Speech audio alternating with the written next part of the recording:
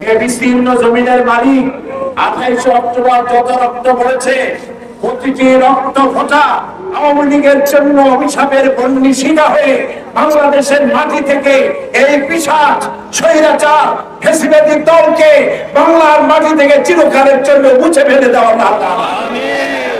প্রত্যেকটি রক্ত ফোঁটার বদলায় এই বাংলাদেশের দেশপ্রেমিক ইসলামী মূল্যবোধে বিশ্বাসী সরকারকে আগামী নির্বাচনে তুমি প্রতিষ্ঠিত করে দাও। তুমি দয়া করে এই দোয়া তুমি কবুল করে নাও। আমি আর বক্তৃতা রাখতে পারছি না।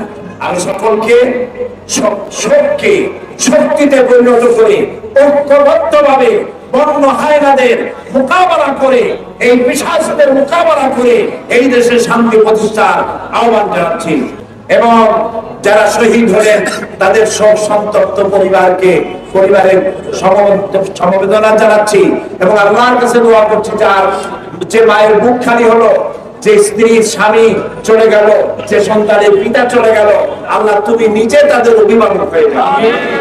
আল্লাহ হাফেজ।